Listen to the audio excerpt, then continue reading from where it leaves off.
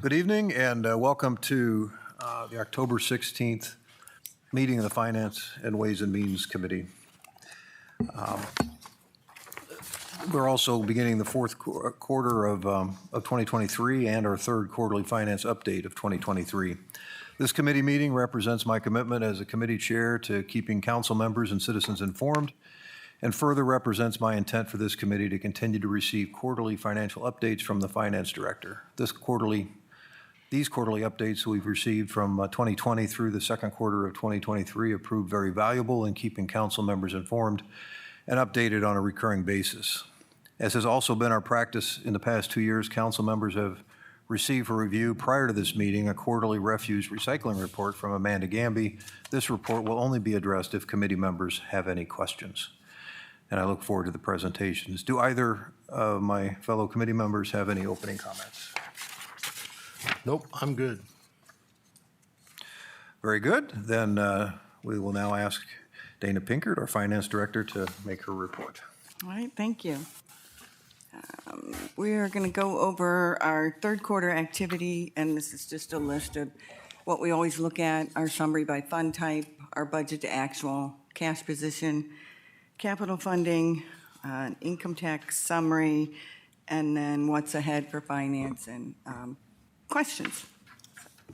With that, this is the third quarter activity year to date. It looks pretty much like we'd expect it to for the third quarter. Anything outside of those 75% usage activity is usually due to timing, one-time things, grants. And in this case, you can see with special revenue and capital funds, our expenditures have been more than our revenues, and that is due to the spend down of the bond funds for this building and some of the ARPA funds. And they were budgeted that way, so we fully expect that. It's not outside of what we budgeted. The encumbrance amounts are just open purchase orders, and that, if they're not used at year end, they're either closed, or if they know that the project's still pending, they carry over.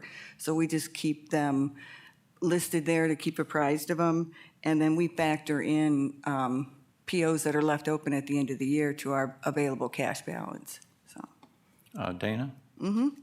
Under special revenue and internal service funds, you've got expenditures, and in the upper left of the box, it has a little a green triangle. Is that for some sort of a note? I don't have that triangle on mine. I'm sorry. Oh, okay. No problem. Thank you.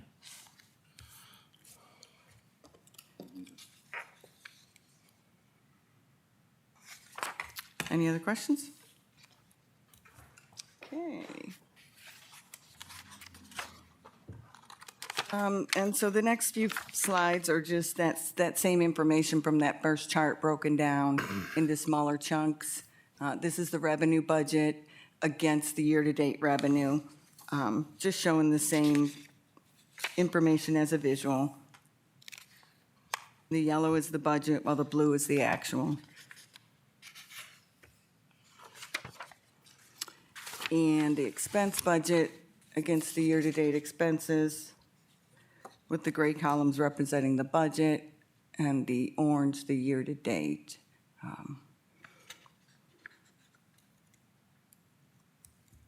And this is the revenue against the expenses.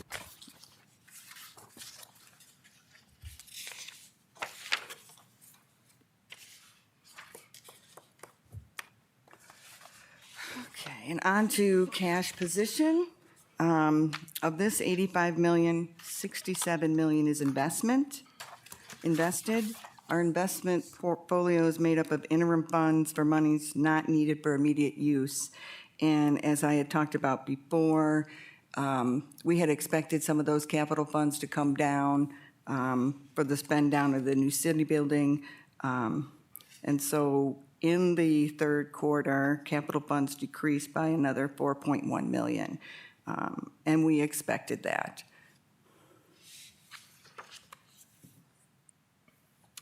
And then to break it down a little further, this is that capital fund summary.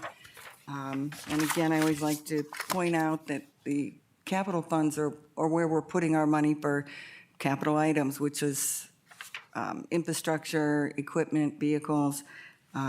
So it does indicate our level of commitment to protecting those assets. You can see by this breakdown, a lot of our capital funds are reserved for specific uses for different types of capital. And our capital reserve funds decreased by 1.4 million in the second quarter. Again, we had some of those in the previous slide, the capital bulk, some of that was capital reserves, which was the building.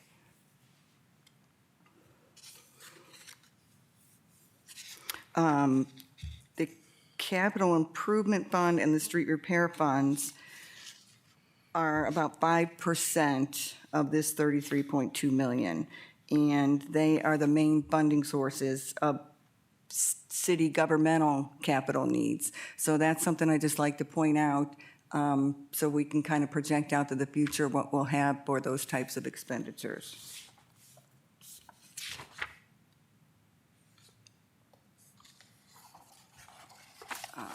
And this is our income tax revenue. It looks pretty much like we'd expect it to. We are a little bit below our target for the end of the quarter at that 3.91%. But again, it's due to timing with the September 30th due date, knowing that we've got some things that will recede in that first week of October. But you can see year-to-date difference between actual activity 2022 to 23, we are up 717,000.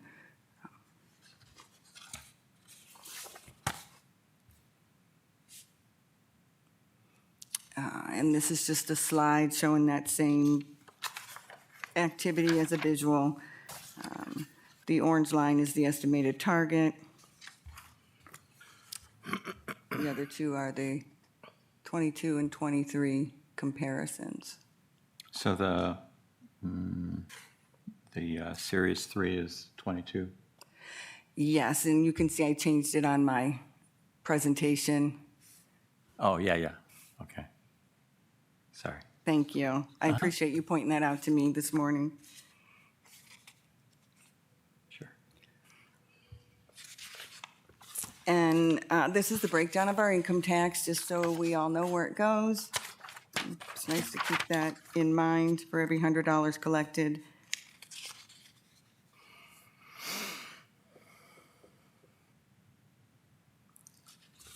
And as far as 2023 budget considerations, there's no major red flags. It's the activities as we expected, revenues as we budgeted. I am expecting some year-end budget adjustments, but I think most of them we can handle with transfers within the different line items or departments. So moving forward to the fourth quarter, we'll have those budget adjustments coming through council, anything that's outside of within our appropriation ordinance. And we are in full swing of our 2024 budget. We've started the process with a new software.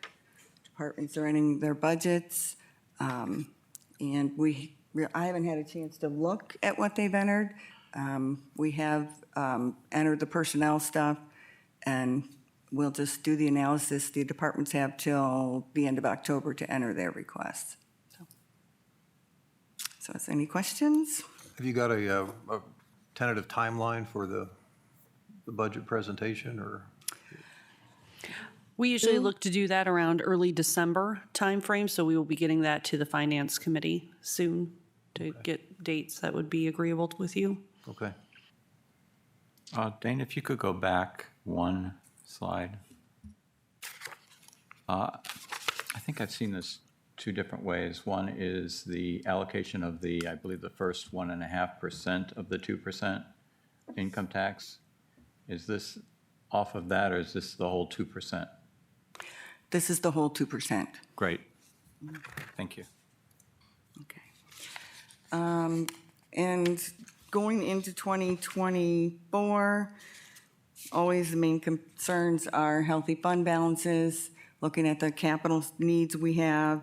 And today, it's the labor market challenges and what's going on with increases in wages. You know, we always do an increase for our income tax, but if the market trend is higher than our income tax estimated increase, then we'll have, to work on the budget that way and just make some conservative budget decisions with that unknown. Would you include in that, Dana, the cost of contracting out services? In other words, the companies that we contract out work, they have salaries going up as well. That could be an effect. I think we saw the major vendor increases last year and through this year, and captured some of those. But if they have those big wage increases, the only thing good about that is then we do get some income tax out of it. So, it's not like if they have a huge increase, but it certainly could factor in. Thank you. And that's all I have, unless you have questions. Are there any further questions? I really don't have anything. I know a lot of this is timing. You budget for a whole year, but when things come due, get paid in, paid out, just as we're looking towards the end of the year, are we going to land about where we planned on landing at the beginning? I think so, yeah, especially from an income tax standpoint and what we budgeted for revenues. If you see in the first slide, let's see if I can get it up there. We're actually below target on some of our expenditures. So I think we're doing a good job at watching that, and I don't expect any major things coming up for the end of the year that we can't handle, so, or even changes in the budget, so. Okay, thank you. And Dana, you've anticipated my usual question with your second to last slide. There are no red flags or concerns at the end of third quarter. So I appreciate that. Is that it? Any other? That's all I got. Well, very good. I have no additional questions either. Thank you for the presentation. I look forward to getting the year wrapped up and looking forward to 2024. So, Thank you. thank you. Thanks, Dana. Thank you very much. And Amanda, thank you.